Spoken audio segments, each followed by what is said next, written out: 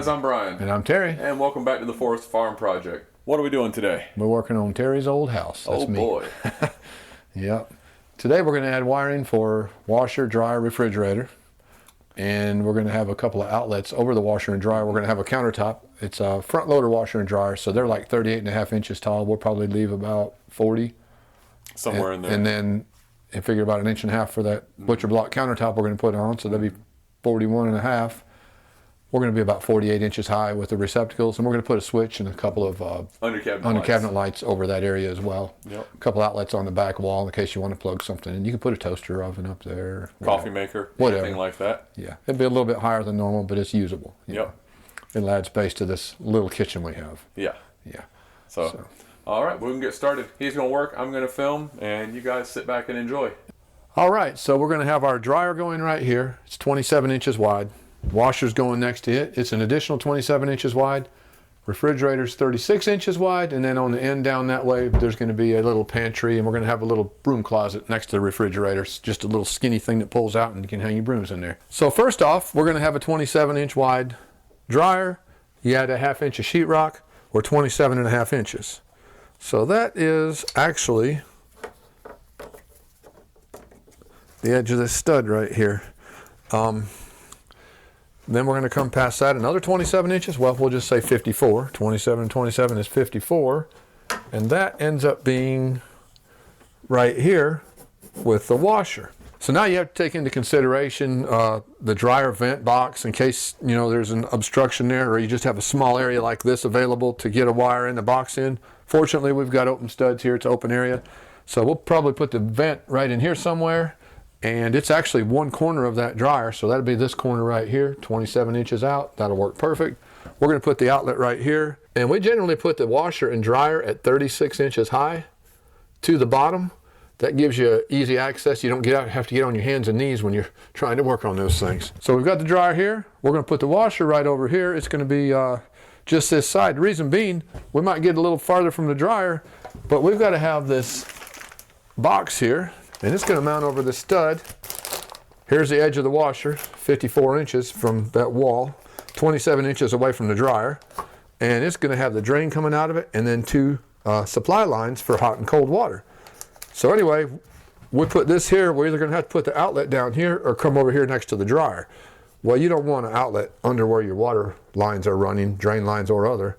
So we're going to put the outlet over here. As with the dryer, we're going to put the washer outlet at 36 inches off the floor. And one thing you want to do, look down here. When you set your stick rule down, I've made this mistake a few times myself. I'll set it like on top of that bottom plate here by accident. Well, that's 1.5 inches higher. That's okay behind this washer if you're a little bit high. But if you're in a kitchen and you accidentally hit that bottom plate one time and then you hit the floor the next time, you're going to have outlets different heights. And if you got tile or whatever, it's going to be real obvious. So you got to look down and make sure you put that stick rule in the right place. 36 inches. We're going to have top cabinets above the washer and dryer, and they'll be your standard 12 inches deep. They may be 18 inches deep because a washer and dryer countertop is going to be a little deeper than a normal countertop. It's also going to be higher. When your countertop's a standard 36 inch in the kitchen, we generally put our wire for under cabinet lights at 60 inches. When they come and set the cabinets, they'll chisel that hole down to where it meets the bottom of their cabinet, because that might vary just a little bit depending on what they're doing and where they're hanging them and how they build them. But since our countertop over this washer and dryer, the washer and dryer front loader are 38.5, we're going to be about 40, so it'll be about 41.5, 42 inches to the top of that cabinet instead of 36. We normally go at 60. We're going to, since it's 6 inches higher for the top of this cabinet, we're going to go 6 inches higher with our wire as well, because we may want our top cabinets to reflect that, give us that 18 inches between your normal standard countertop and cabinet. We may leave it down lower. We'll just have to see. But if we move the wire high, we can always chisel down and pull it out just at the bottom of the cabinets. So we're going to go to 66 inches on this instead of our normal 60 inches. And that's where we're going to stub a wire out. And it'll go to the first light. We use Kichler Lighting, under cabinet lighting. They're LED. They have a wire box that goes right next to the where the wire comes out of the wall. And then it has a cable that runs to the light, and then we can run a cable from this light to the second light that'll be over the washer. So that's going to work out really well. So light, dryer outlet, washer outlet. We need a switch for these two under cabinet lights. You can reach up and switch them at the light itself, but we'll go ahead and put a switch in the wall. It's just a little more convenient. We'd normally go 45 over countertops with outlets, but again, since this cabinet's going to be a little bit taller, we're going to go 48, which is our standard switch height for what we normally do when we wire a house. So we're going 48 inches off of the floor. Now back on this wall where the washer and dryer are at, the washer ends over here. So we've got this space that's going to be a countertop. Could be a toaster oven, toaster, a lamp, or a coffee pot, whatever you decide to put up here. So a microwave could set on here. So we're going to go ahead and put 2 outlets in this area. Gives you plenty of space for power. Again, we're going to go 48 inches. It's a little higher than we normally go, which is 45, but with these high countertops, we're going to bring the outlets up as well. So that's 48 there, and we will throw one right here. 48. When we build this opening for the washer and dryer, the total distance that they span is 54 inches. We're probably going to add like 3 inches. I'd leave an inch between the washer and the end wall, an inch between the washer and dryer, and an inch between the dryer and the other end wall. I'd rather have a little gap in there and be able to work them around, pushing them in and out, as opposed to them being so tight that you can't hardly get them in the space. So we're just going to give a little extra space there. Okay, now we're gonna have the refrigerator right here. Washer and dryer down there. That ends right here at this 54-inch mark that you probably can't see on that camera, but it's right here. So we're coming over an additional 36 inches, which is just shy of that stud right there. And that's what we're allowing. Actually, we'll probably allow 38 inches for the refrigerator. Again, it's a 36-inch wide refrigerator. We're going to leave 38. That gives you an inch on each side so you can wiggle it back in there and not have to fight. So that's the edge of the refrigerator. So we need a refrigerator outlet somewhere in between here. There's no real rule. Just put it wherever you want. Normally, I measure like I did for the washer and dryer off the plywood of the area that we're in up. And in a kitchen, I would put a refrigerator at 45 inches. If we want to get that same 45 inches, and I don't have any plywood here, I can come off this bottom plate, which is 1.5 inches higher than the plywood would be. We can come up and say the 45 minus that 1.5 inches is 43.5. So the refrigerator is going to be over here at 43.5 off the bottom plate, which is 45 off of what the plywood will be when we finish it. So that's my refrigerator right there. And now we're going to put the beast to work. It's a Milwaukee 18-volt whole hog. It's called the Super Hog. And this thing it's heavy. Normally you have a D-handle drill, and when you're trying to drill up, say, and your hands on the end, it's very unnatural, and that thing will twist and snap your wrist around. Milwaukee got smart, and they put this handle straight, and you've got so much more leverage that way. So when you're drilling, there's way less chance it's going to twist your arms around and break them. And trust me, I have actually had a spiral fracture in this arm from hanging onto a drill that I didn't want to drop, and it hung and it just twisted my arm, and not a good day. I had about 1.5 years of pain working with that broken arm. Another nice feature about this drill, it's got a quick lock system here. You pull that little lever and that little notch in that drill, boom, it's locked. Ready for drilling. So we need to run the dryer over to this panel, the washer over to the panel, the refrigerator over to the panel, and we've got this receptacle circuit here that we're going to run over to the panel. The switch will run from over here. So let's drill the hole for the dryer power, and you want to be in the center of the top plate or bottom plate whenever you're drilling through a plate. If you get too close to the edge, then you need to put a nail plate over top of this, which is similar to the one we've got over the panel here. This one is a big wide one that covers the entire span of that area. Because you have so many wires, they want you to really protect that whole area. Over here at the dryer, you would just need a couple of short plates to cover these two areas so that no screws or nails or anything get into the wire, if you're not in the center. So here we go.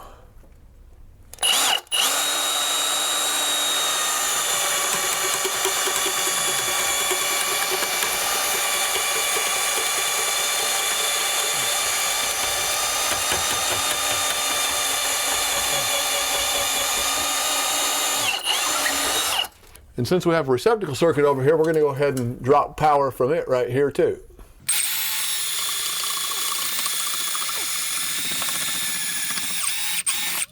So now we're going to drill one for the washer.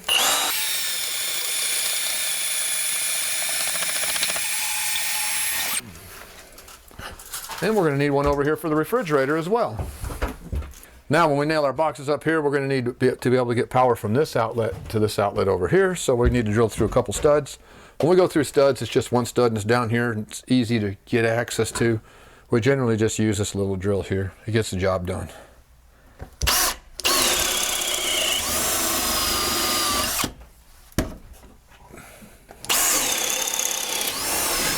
So now we're going to drill the hole through the stud where we need to get the refrigerator wire. And again, you need to be halfway out on that stud. You don't want to be on the outside edge or the back edge. You want to protect that wire from getting hit by any nails or screws. If you're in the center of the stud, that greatly lessens the chance of that happening. Okay, well, let's nail some boxes up.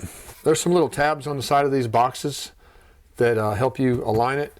And you want to get that tab against the stud and hold it. We mark our marks to the bottom of the box. So I go right there and right there. Knock that box down just a little bit. Right there.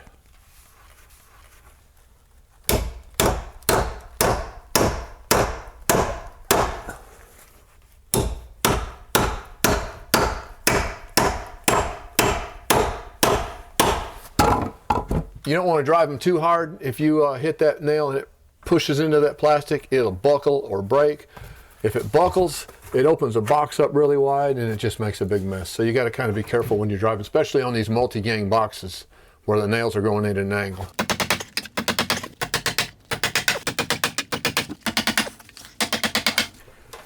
Now, I don't know if you noticed, but I made a little boo-boo. I covered up my hole. So I got to drill one more hole.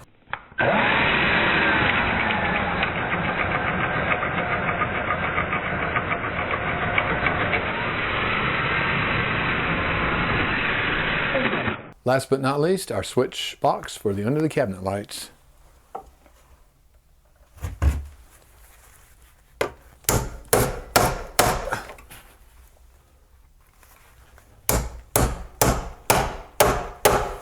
One thing we normally do, and I didn't think, is we'll write R for receptacle, R for receptacle. This is the washer, so we put a W. This is the dryer. We generally put a big D there. And like I wrote REF for refrigerator. And this is just a switch. And then we might write 2UC, which is under counter lights. And we know that's going over here. It's not a real complicated system here. But when you get in a 15, 20,000 square foot house, it's real important to write everything down as you go so that you know. When we pull feeders to our circuits, we generally write on the wire what that feeder is. So when you get in the panel to make it up, you know, oh, this goes to the kitchen GFI circuit. So in here it says a kitchen circuit. We'll call it kitchen is KIT, and this will be circuit 3. We're going to have 2 other circuits in the kitchen in 2 different locations, plus this one.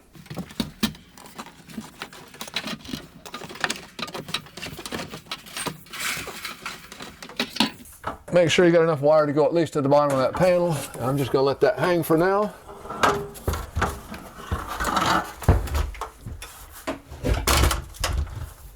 Pull it down to this box. And you want about 6 inches sticking out of the box when you go to make it up. I generally cut it a little bit long and get the wire inside the box. And we generally fold it over a little bit so it won't pull out. Obviously this is a small scale, but again, on a big house, when you start a circuit, it's a really good idea to pull everything in that circuit and get it done. So from the panel to each of the outlets to the very last outlet, you're done. Then you start a new circuit. Because if you don't, if you have like a hard thing to do and you say, well, I'll come back and get that later. Pretty soon I'll come back. Before you know it, you've got like 30 different things to come back to. And you got to remember them 30 different things throughout this big house. And there's wires everywhere and you're like, wait a minute, what was that supposed to be? You're better off getting it done as you go. Again, this is a simple circuit here, so it's not a big deal, but it's a good practice to get into.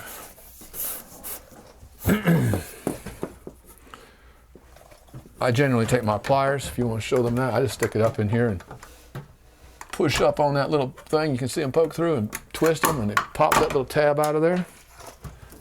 Poke the wire down in there. And here you want to leave enough. You have to staple within like 8 inches or a foot of the box. So leave a little extra there so you can staple it. Cut a little bit off there. Probably being a little bit wasteful, but we'll be okay. I'd rather have too much wire than not enough.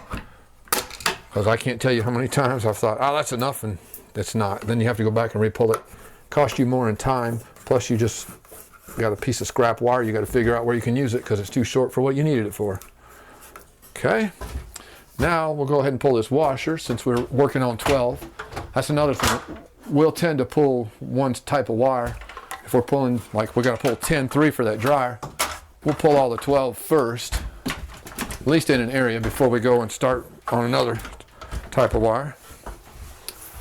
This probably isn't the safest way to do a ladder, but it's so tight in this room, I don't have a lot of room to work. Don't do as I do. Do what the manufacturer tells you to do. Okay, I should have wrote washer on this wire before I pulled it, but I'm getting it now.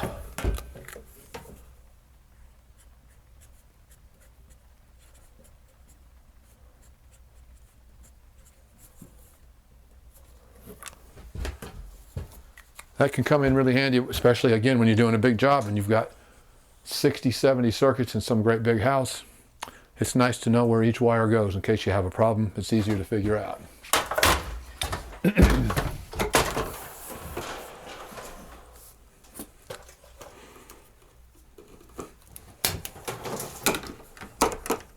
This light circuit, we need to pull from here over to that first light. Here's the wire. Thank you, sir. Yep.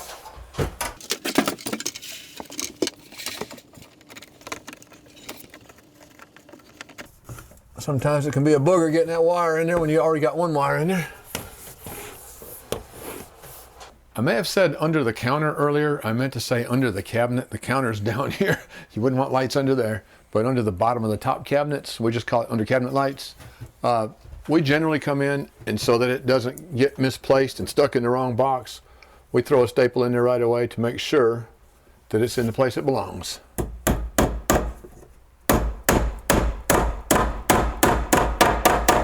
And we just snug it up there a little bit. Give it a little twist on itself, and that way it's there where we need it. Again, the cabinet bottom of the top cabinets will probably be down in here somewhere, and we'll just chisel the wire down right to where it meets that cabinet. When we get the cabinet in here, we know exactly what it's going to be.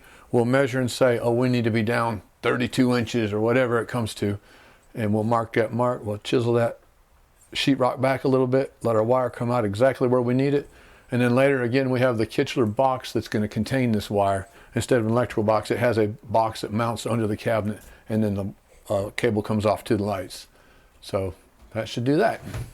And we need to cut this off. I've got so much working space here. I know, it's going to be awesome when you don't have to deal with this tiny space for this. Yep. And this is a switch leg. Knock them tabs out because they might cut into your wire. And that's the switch leg. On the light boxes, receptacles, we generally don't do it. But on the light boxes, we will put an SL for switch leg. And we'll just put a black line if it's the hot wire feeding it or a jumper between boxes. That way, you see that black line, you know that's power. You see a SL, or it might be a breakfast light, we'd put BRK, or kitchen light, KIT, whatever light it is, we'll write on it. In here, it really doesn't matter, it's just a switch leg. It's the only light here. But that way we don't get it confused with the other wires. Okay, now we have to pull the refrigerator. Couple problems with that right now. We have no plywood out here yet. We've just got a temporary piece over here by the panel where we can work. So we need to get to this refrigerator. We drilled a hole there. If you look up there, the old insulation that was over this ceiling is crammed up in there. And I really don't want to climb up there and get that out of my way right now while we're doing this video. So to make life easy, we've already got this washer hole here. I'll just come down here and I'm gonna pop over here. I need one more hole to get to that refrigerator.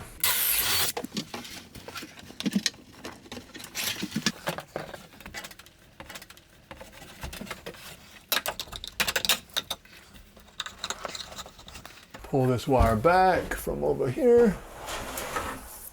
I want to square it off so it doesn't mess my insulation up too bad.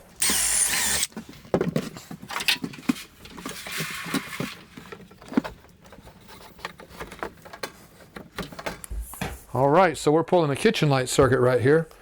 This is going to tie into the existing kitchen lights, but we're going to rerun that wire. It's old wire, and everything else in this house was rerun except the kitchen. So we're going to fix up some of that old wiring there. We didn't like the way it was, so we redid it. So I'm just putting KIT in here for kitchen, and then LTS for lights, kitchen lights. So we'll come in here and just do something like that, and you can say, oh, that's a power wire. It's just what we do. Instead of writing anything on there, it's quick and easy, because most wires in the house are power wires. Very few are switch legs. So it's easier just to make a line that's power. All right, so that concludes the 120 volt circuitry in this area thus far, until we tear this wall out. We do need to get the dryer outlet, so let's jump on that. All right, we got to pull the dryer. It's a 10-3, it's a 30 amp circuit, and we'll just roll this off by hand. There's no need for that spinner for this little short few feet over there, so you're best off just getting it straight before you try and stick it through all them holes, because you're going to fight it all the way.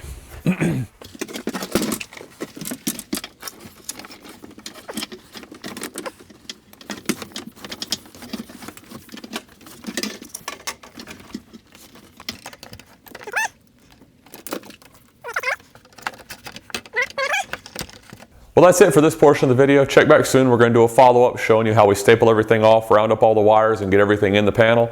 And then also be sure to share this with any friends or anybody you know thinking about doing remodeling, because when we get into tearing this kitchen apart, we're going to go through everything step by step, and you will be able to find out what to expect when we go through all this. Learn through our experience and not have to learn the hard way.